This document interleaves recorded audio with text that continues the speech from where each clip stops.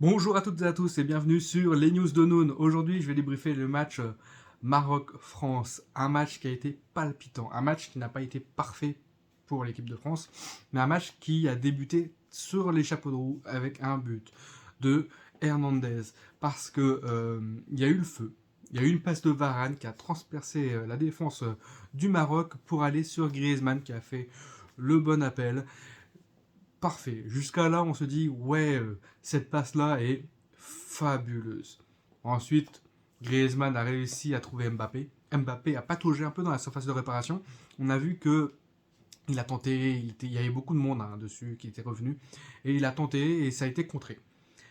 Et la reprise de volée de Hernandez pour pouvoir marquer le but et voilà, c'est le but, le premier but que les Marocains ont encaissé, sans compter le CSC, et dans la Coupe du Monde. Donc, pour une première fois, le Maroc est mené. Ils se retrouvent dans une situation délicate qu'ils n'ont pas vue, qu'ils n'ont pas connue sur cette compétition-là. On voit une équipe du Maroc solide, on voit une équipe du Maroc qui montre de l'envie. Maintenant, il y a eu les blessés et tout qui sont sortis. Il y a eu beaucoup de changements du Maroc dès le début. Ils ont essayé de faire jouer, et puis un joueur, deux joueurs, et ils ont dit bon, on change de système. Là, l'équipe de France était dans son match. L'équipe de France a marqué très tôt, donc du coup a posé le problème au Maroc en disant maintenant venez. Vous êtes obligés de venir pour pouvoir égaliser, marquer le but, et comme ça vous allez vous découvrir. Et nous, on va vous prendre en compte. Je pense que c'est le plan de l'équipe de France. Maintenant, de savoir réguler ses temps forts et ses temps faibles, car l'équipe de France est une équipe de momentum, une équipe de France qui sait gérer ses moments. Là, sur ce match-là, après, il y a eu une grosse domination de l'équipe du Maroc. On a bien vu le Maroc mettre le feu dans la défense française. Ça s'est pas joué à grand-chose des fois, hein. On voit que le Maroc, quand ils essayent, et puis même de la tête, ils sont forts, et puis ils tricotent, et puis des fois les ballons qui passent entre les pieds de tout le monde, et ça se dégage un peu en panique. Et l'équipe de France, bon, on a tenu, on a fait le dos rond. On a eu un Loris de très grande classe sur le retourné acrobatique du Marocain. Il la sort, il la pousse sur le poteau. Frayeur, frayeur, et puis il est toujours bien, Loris, hein, même les parades ont été exceptionnelles. C'est pour ça que si on choisissait l'homme du match, après, j'en reviendrai après, il y a homme du match et homme du résultat. Je pense que l'homme du résultat, c'est Loris. Loris et homme du match, Griezmann. Sur le match, bah, il y a eu une forte domination marocaine, quelques à-coups de l'équipe de France. Notamment, il y a eu failli avoir un but de Olivier Giroud à un moment donné où bah, il tire complètement à côté, on ne sait pas pourquoi, alors que c'était une reprise, hein, et que ça aurait pu rentrer dans le but facilement et faire 2-0. Ça ne s'est pas passé.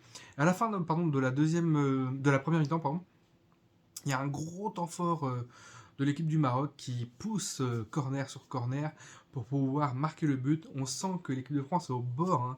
Au bord, ils peuvent pas faire plus que défendre comme ça, et ils savent plus quoi faire, ils paniquent un peu, ils attendent vraiment le coup de sifflet de la mi-temps parce que ça va leur faire du bien, ça va les reposer, et puis ils vont pouvoir reprendre un peu confiance. On se dit qu'au début de la deuxième mi-temps, on aura digéré ça, on aura vu que l'équipe du Maroc avait pris le match en main, hein, avec la possession de balle et tout, et que l'équipe de France allait réfléchir à comment faire des contre-attaques, parce qu'on ne voit pas Kylian Mbappé, on voit pas, voilà. Et Kylian Mbappé, sur quelques rares occasions, a pu essayer de mettre en valeur sa vitesse, mais franchement, Mbappé sur le match, totalement transparent, et on voit qu'il y a un problème avec Kylian Mbappé. Alors, voilà, certes, c'est un gros joueur, c'est un très gros joueur, mais depuis même le France-Angleterre, ça s'est vu, il revient pas en défense, ou très peu. Et du coup, on est vraiment pris de ce côté, du côté de Kylian. Ben, on a une infériorité et on voit que ça déséquilibre la défense. Et voilà, il faudrait qu'il revienne un peu plus défendre, parce que s'il garde son énergie pour attaquer, pour nous faire ce qu'il a fait pour le match Maroc-France, il n'a pas fait grand-chose de Coco, et à part arriver, prendre le ballon, stopper la balle, faire des passements de jambes comme il fait quasiment à chaque fois. Il fait des passements de jambes. Il a le ballon, il fait des passements de jambes où il essaie de faire un petit truc qui sert pas à grand chose. Une fois ou deux, ça passe. Mais joue sur ta vitesse, Mbappé, joue sur ta vitesse, lance-toi en profondeur, cours, fais des passes, n'hésite pas à passer, ne va pas tout seul, regarde, lève la tête, mais stop je prends le ballon, passement de jambe direct pour essayer de faire quelque chose de farfelu, mais un peu nul. On a vu qu'il y a eu beaucoup, beaucoup de fautes sur Kylian Mbappé et sur les joueurs de l'équipe de France en général. L'arbitre qui ne siffle pas. Il a pris l'habitude de dire bon bah Kylian Mbappé tombe et tout. Bon, allez jouer, jouer. Euh, Peut-être le syndrome Neymar. Le syndrome Neymar, c'est-à-dire que il est associé à cette image-là de joueur qui va tricoter, provoquer, qui va tomber un peu plus facilement, même si des fois c'était un peu abusé les contacts qu'il y avait. Mais bon, que dire, les arbitres le prennent comme ça, c'est pas grave, c'est que voilà, il faut qu'il durcisse son jeu, il faut qu'il y aille. Après, c'est vrai qu'il y a des moments où on se demandait est-ce qu'il n'allait pas blesser le joueur, les Marocains, parce que les Marocains ont fait un très très très très bon match et on aurait pu marquer le but en fin de première période et même au début de la deuxième. Hein, on a vu les Marocains vraiment sûrs de leur jeu et ont développé un très beau jeu. Donc jusqu'au but, au deuxième but français, on se dit quand même que le Maroc est plus proche de marquer que de se faire encaisser un but. Parce qu'on n'a pas d'occasion, on a très peu de munitions. Même Mbappé, au final, on le voit pas en fait. Ouais, il est là, il erre, il marche, on le voit, il est pas content, machin, mais il fait pas vraiment d'efforts défensifs. Griezmann, lui, par rapport à lui, par exemple, il fait des efforts défensifs. Il est en attaque, au milieu, en défense. Euh, que dire de lui? C'est le joueur du match, c'est le joueur qui a fait les passes décisives, qui a la lucidité pour revenir en défense quand il faut aider, le geste juste pour tacler. Et ça, c'est vraiment un joueur qui ne compte pas ses efforts et qui court beaucoup. Et ça, ce joueur-là, il est vraiment décisif, il pèse dans le match. Et c'est pas pour rien que c'est le meilleur joueur du match. Hein, mais voilà, s'il y a un joueur à retenir de l'équipe de France sur ces matchs-là, c'est Antoine Griezmann. Antoine Griezmann qui a été extraordinaire. Et je pense qu'Mbappé, il devrait plus s'inspirer des efforts défensifs, même s'il doit être en attaque pour pouvoir garder sa vitesse et sa fraîcheur, oui. Mais quand même, il y a des moments où il peut quand même mettre un peu plus de conviction dans son placement, de réflexion dans sa façon de gérer l'équipe adverse. C'est pareil, on voyait un Dembélé de l'autre côté, très peu de pressing. Très peu de pressing, on revient directement en défense, on va pas se mouiller, on laisse vraiment l'adversaire venir, monter, et on laisse. On revient en défense, limite il était plus bas que des milieux. Et c'est là où ça pose problème. Ça pose problème de cette équipe qui. On a vu que certains moments où ils jouaient le pressing, notamment Giroud, hein, Giroud ou Griezmann, eh ben, on voit que ça met en difficulté quand même les défenses. Certes, il ne faut pas y aller à l'abordage, mais quand même leur montrer que tu es dangereux, leur montrer que tu es là, leur montrer que s'ils veulent passer, c'est dangereux. On est toujours là, on va intercepter, on est là, on leur montre qu'on a faim. Leur montrer que venez, venez les amis, on défend que à partir de notre surface. C'est pas forcément le bon plan en fait, parce qu'après il y a des centres qui peuvent être mis. Le Maroc est très bon au jeu de tête. Une frappe de loin, ça peut rentrer. Voilà, et c'est pareil pour toutes les équipes en fait. Là, contre l'Argentine, parce qu'on a gagné 2-0. Contre l'Argentine en finale, je reviendrai après, mais c'est un peu le même système. Faut pas les laisser trop venir. Une passe magistrale, bam, ça marque. Donc du coup, après, changement, on marque le deuxième but, ça clôture le match. Après, à 2-0, on voyait plus le jeu venir. On était tranquille. Les autres devaient venir pour marquer. On était tranquille, on faisait pas d'erreur. On essaye quand même de bien se passer. Même s'il y a eu un coup de chaud et Koundé l'a récupéré sur la ligne. Bon, au final, le match a été bien parce qu'on a marqué très tôt dans le match. Et que ça a peut-être fait déjouer les plans du Maroc parce qu'ils ne s'attendaient peut-être pas à se prendre un but directement, sachant qu'ils ont une défense plutôt solide. Si le match avait été un match nul 0-0 jusqu'à la première mi-temps, on va dire, ça aurait été très dur de gagner face à une équipe comme ça qui a faim et qui fait très peu d'erreurs en fait quand elle a le score nul ou qu'elle mène au score. Par contre, quand elle est menée au score, c'est plus difficile, quand elle doit courir après le score. Et l'équipe de France, elle adore ça. Mener et voir les autres courir et gérer ses temps forts et temps faibles, même si elle s'est fait peur à des moments où elle pensait peut-être pas prendre le bouillon autant. Euh, voilà, donc la France est en finale face à l'Argentine, très très bien, une quatrième finale. On voit une deuxième finale de rang. Alors, je parlais comme ça en disant que Lionel Messi n'allait pas perdre cette finale parce que pour moi, à mon sens, hein, je vois très mal comment Messi pourrait perdre cette finale parce qu'il est surmotivé. C'est sa dernière Coupe du Monde, c'est un, énorme joueur, un immense joueur, il attend que ça. C'est le crépuscule de sa carrière et comment mieux finir que sur une Coupe du Monde. Et ben, je pense qu'il va aller la chercher. L'équipe de France aura fort à faire face à l'équipe d'Argentine. Une équipe d'Argentine qui est très solide au milieu de terrain avec De Paul et tout, et qui arrive à se lancer vite. Messi avec des passes en profondeur ou même des tirs de loin, mais il faudra faire attention à Messi, mais pas le marquer, pas de plan anti-Messi, pas vraiment ça, mais il faudra vraiment faire gaffe à pas papillonner en défense parce que il peut nous amener sur des petits chemins et faire vite une passe qui prend toute la défense à revers. Et là, si tu papillonnes ou que tu n'as pas surveillé tes arrières avec un mec qui coupe, et ben tu te fais vite prendre. Après, en profondeur, tu peux te faire prendre, mais l'équipe de France arrive plutôt à gérer ça sur ces derniers matchs. Voilà, donc à voir comment on va être offensivement. Si Kylian Mbappé reste muet encore, si Giroud arrive à trouver le but, même si tout peut arriver à Kylian Mbappé, mais il faudrait peut-être qu'il décoince le garçon, parce que là, ouais, et pas de gris-gris, pas de machin, il faut qu'il se mette au collectif, mais qu'il fasse des efforts quand même, quoi.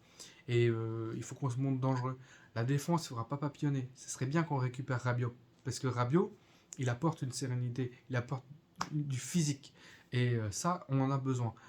Chouameni a été très bon face au Maroc aussi, très bon, même si de temps en temps, on voit Chouameni qui euh, a l'instinct de c'est bon, je suis là, tranquille. Et après, il se retourne autour de lui, il sait plus à qui faire la passe, il patauge, il perd le ballon et ça fait un contre pour l'équipe adverse. Et ça a failli plusieurs fois nous coûter un but, ce truc-là. On voit de temps en temps Chouameni perdre le ballon comme ça en disant. Et tu te dis, mince, ça peut nous coûter un but, ça. Et voilà. Et il faudra faire très, très, très attention parce que face aux Argentins qui seront surmotivés, Lionel Messi, le premier, pour pouvoir nous tuer, en fait, et ben, au final, il faudra jouer les coups à fond en défense, en attaque. On a dit l'équipe qui arrive le plus vite à se mettre de l'attaque à la défense et de la défense à l'attaque, et ben, gagnera le match. Et ça sera tout à fait pareil pour le Argentine-France ou France-Argentine, voilà. Ça sera tout à fait pareil. Mais aussi, le réalisme. Le réalisme, on sait très bien que ça peut passer par des joueurs vraiment clés, hein, comme Lionel Messi, De Paul, Di Maria aussi, hein, Mbappé, Griezmann, Giroud. On va voir tous ces joueurs-là. Et puis, ce sera un duel de gardiens aussi, parce que les gardiens sont très bons. C'est des gardiens qui prennent des buts, certes, mais qui sont sauveurs, comme sur les moments clés des matchs. Loris, il a été décisif sur tous les matchs là contre l'Angleterre, contre le Maroc. C'est pour ça que c'est vrai que c'est pas l'homme du match, mais il fait partie du résultat. C'est grâce à lui qu'on a conservé cet avantage et qu'on a réussi à tenir en fait. Donc du coup, pour moi, c'est l'homme du résultat. Contre l'Argentine, je pense que ça va passer par une grosse performance de Lloris. Après, sur cette finale, eh ben écoutez, soit on gagne une deuxième finale de rang et du coup, on rentre quand même dans l'histoire avec Kylian Mbappé, comme quoi deux finales de rang, c'est vraiment rare. Et sinon, si l'Argentine gagne, c'est l'apothéose pour une carrière de Lionel Messi qui aura fait une Coupe du Monde quasiment parfaite, voire parfaite s'il la gagne. Euh, voilà, ce serait Ballon d'Or assuré hein, pour Lionel Messi, parce que je pense que le Ballon d'Or va être, enfin la finale va être décisive sur le Ballon d'Or. Si c'est Kylian Mbappé qui sort un grand match, pourquoi pas. Si c'est Lionel Messi, Lionel Messi aura le Ballon d'Or. Après, c'est vrai que la Coupe du Monde de Mbappé et de Messi ne se ressemble pas. Messi a plus, même si c'est des pénaltys, a porté son équipe, a fait de belles passes, a participé au jeu et a pris son équipe sur ses épaules. Kylian Mbappé, sur certains matchs, il a été ce joueur-là qu'on attendait, qui porte un peu son équipe, qui aide son équipe, qui joue aussi collectif. Mais sur le match de l'Angleterre et du Maroc, on n'a pas vu de Kylian Mbappé. On n'a pas vu le Kylian Mbappé décisif, le Kylian Mbappé, même si le deuxième but de l'équipe de France sur le Maroc, il fait quand même un slalom un peu dans la défense du Maroc, où ça a débouché sur le but. Donc, ouais, il a participé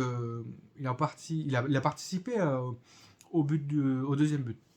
Mais quand même, on attend plus de ce joueur-là. On attend vraiment plus parce qu'on se dit c'est un joueur vraiment décisif, mais c'est un joueur surveillé aussi par les défenses. Donc tout le monde ne se laisse pas avoir. C'est très dur après de tirer son épingle du jeu, même si le fait de focaliser des défenseurs sur toi ou l'attention, ne serait-ce que l'attention, ça permet aux autres de pouvoir être plus libérés, de pouvoir jouer plus libre. Et ça, c'est bien. Après, Dembélé, il pourrait jouer sur sa vitesse. Au Barça, on le voit, jouer sur sa vitesse, ses dribbles, ses centres, il lève la tête, il est vraiment à l'aise. Je le regarde, quand je regarde le championnat espagnol avec le Real, le Barça et tout, je regarde le Barça et je regarde Dembélé, il est vraiment à l'aise. C'est un joueur qui transpire l'agnac et qui imprime un tempo au match. C'est un joueur qui va te faire percuter l'équipe et qui t'imprime le sens de la marche. Là, sur ces matchs-là, je vois beaucoup moins impactant et beaucoup plus en mode je me mets en retrait, j'attaque un petit peu, je fais quelques petits trucs, mais surtout, dès que j'ai fini, je me replie le plus loin possible, comme ça on me voit plus. Et c'est un peu ce que j'ai l'impression. Alors peut-être que je sous-estime un peu le jeu de Dembélé, mais c'est un peu ce que je ressens. Mbappé, il est là pour être dans une zone, mais s'il n'y a pas le ballon vers cette zone, il va y rester, il s'en fiche, il marche. Un peu comme Lionel Messi, même si Lionel Messi est plus décisif, autant il est mieux placé dans le jeu, il est plus centré. Mbappé est plus sur le côté, mis à côté, et du coup, si les ballons vont pas vers lui, c'est pas lui qui ira vers le ballon. Ou très peu. Et puis, ça combine mal Mbappé. Là, en ce moment, il perd des ballons, il rate ses contrôles, ses derniers gestes. On attend quand même plus d'un de ces joueurs. Parce que Messi, il est décisif, il est vraiment clutch. Hein. C'est vraiment le joueur qui est vraiment incroyable. C'est vraiment le joueur qui va déterminer le match. Quoi. C'est vraiment le joueur qui va, sur une passe, te tuer le match. Comme pour la Croatie, hein, penalty, le deuxième but, enfin le troisième but, mais toutes les passes, ton placement et tout est vraiment bien. Et puis avec et sans ballon, le jeu de Mbappé sans ballon, il marche, il marche et il marche. Il se plaint un peu, il veut la bombe magique parce qu'on l'a taclé, mais à part ça, en fait, on le voit pas. Oui, il n'est pas décisif. Griezmann, avec et sans ballon, il est décisif. Donc c'est vrai qu'ils n'ont pas le même poste, mais quand même, on veut le voir, on veut qu'il fasse des appels, qu'il participe à la défense un peu pour revenir. Et quand il y a des mecs qui mettent un peu la pression, parce que quand l'équipe adverse avance, qu'il soit là, qu'il montre qu'il est là, qu'il fasse des courses un peu comme Vinicius au Real ou comme Benzema un peu au Real. Là, on le voyait un peu dans l'axe après, derrière, après l'entrée de. Et j'ai oublié. Enfin bref, il a été repositionné dans l'axe. Et du coup, on l'a plus trop vu non plus. On s'est dit, merde, il est où Mbappé Qu'est-ce qu'il va faire Comment il va tirer son épingle du jeu? Pareil dans l'aile, on le voit pas trop. Messi a vraiment un duel avec Mbappé sur cette finale pour pouvoir voir qui aura le ballon d'or, qui va pouvoir amener son équipe vers cette Coupe du Monde, vers ce trophée-là. Et je pense que c'est vrai qu'il y a de la pression sur les épaules de ces joueurs-là. Mais en même temps, c'est eux. C'est le ballon d'or qui va jouer là-dessus. Les coéquipiers vont faire que tout va bien se passer et vont aussi distiller les ballons vers les autres côtés, vers d'autres personnes qui vont aussi attirer leur couverture. Et surtout, si Mbappé focus la défense adverse, Dembélé peut partir aussi. Il est rapide. pour pouvoir centrer sur Giroud, pourquoi pas, et puis même remettre en retrait sur Griezmann, ça pourrait le faire, et Griezmann tirer de loin. On a vu Tchouaméni tirer de loin, pourquoi pas Griezmann. Griezmann sait très bien tirer, c'est un joueur qui sait sentir le jeu, qui a le flair. Maintenant, on va voir comment on va faire. Le milieu de terrain gère un peu, même si c'est vrai que j'aimerais bien qu'il y ait Rabiot. La défense, plutôt sympa. Le gardien est bien. Ça va demander vraiment à ne pas laisser des espaces pour laisser partir les Argentins et vraiment surveiller les passes. Parce que si c'est pas un Argentin qui coupe, il faudra faire attention aux balles. Peut-être pas avoir de joueurs sur Messi personnellement, mais couper les passes vers Messi et autour de Messi pour pouvoir l'isoler un peu. Là, on va voir, parce que c'est vrai que Mbappé, il n'y a pas vraiment de plan anti-Mbappé, mais si tu empêches les passes d'arriver à Mbappé, Mbappé ne fera rien, parce qu'il ne fait pas vraiment d'appel, il ne crée rien, en fait, pour l'instant. Donc on va voir sur la Coupe du Monde, qu'est-ce qui va se passer, sur la finale, comment que ça va se passer, comment ils vont reposer ça. Puis aussi, il faut se dire que une deuxième finale, avec les nouveaux joueurs, il faut que les anciens leur disent, écoutez, une finale, ça ne se joue pas, ça se gagne un petit peu joué quand même, mais il faut pas avoir peur de la jouer libérée, de dire, de toute façon, il n'y a rien à perdre. On a quand même fait une bonne Coupe du Monde, s'il faut prendre, voir un peu la globalité de la Coupe du Monde. Si on doit perdre le titre, on l'aura perdu en finale.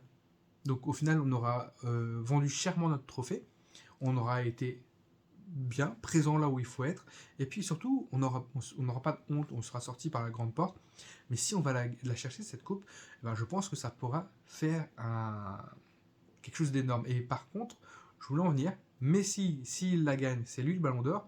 Sur l'équipe de France, certes, Mbappé pourrait postuler au Ballon d'Or, mais Griezmann, la Coupe du Monde de Griezmann est sensationnelle. La Coupe du Monde de Griezmann est incroyable.